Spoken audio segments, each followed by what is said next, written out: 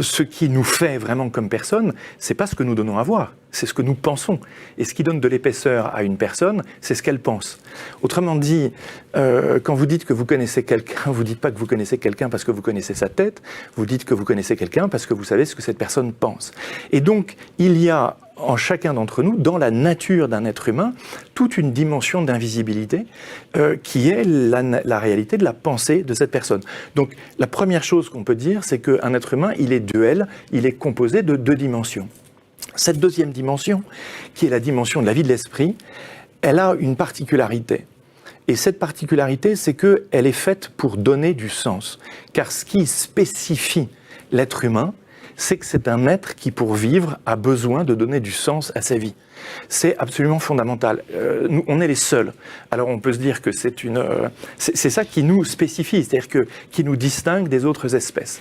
La nécessité de donner du sens, c'est aussi vital que la respiration et qu'un cœur qui palpite. J'insiste beaucoup sur le fait qu'il y a deux dimensions dans notre vie. Il y a une vie organique, et donc on sait très bien nourrir l'organisme, et donc là on a des protéines et des aliments pour ça, mais on peine à comprendre que la nourriture de la vie de l'esprit, il faut nourrir l'esprit pour qu'il puisse produire du sens. Il ne le fait pas tout seul.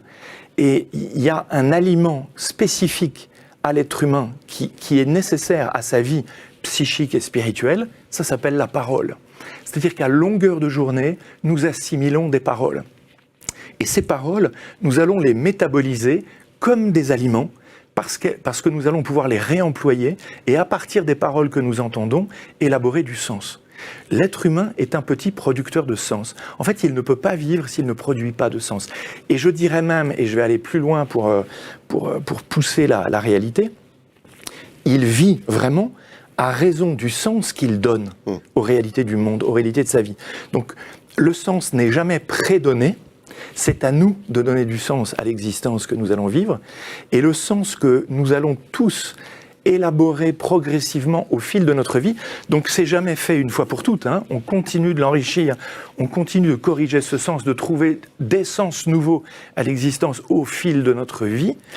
En fait, la parole est comme une autre colonne vertébrale invisible, si bien que ce sens, cette parole, se tient en nous et elle nous tient en vie.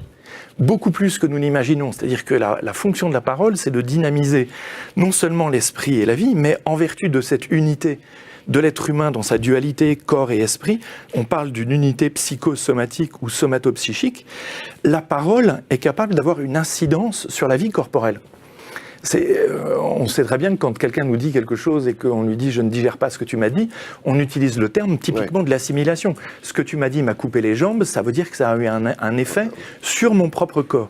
Donc rien ne dynamise davantage l'être humain qu'une parole. C'est extrêmement important parce qu'en fait, là où, on pourrait dire, le cadre de notre société tend à valoriser l'expression corporelle ou la visibilité corporelle, il faudrait rééquilibrer l'embarcation en essayant de redonner du poids à ce qui fait la capacité humaine de penser.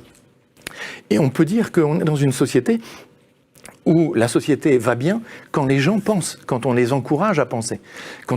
Et la pensée, elle est souvent dialogale, c'est-à-dire qu'il faut dialoguer avec les personnes et il faut échanger.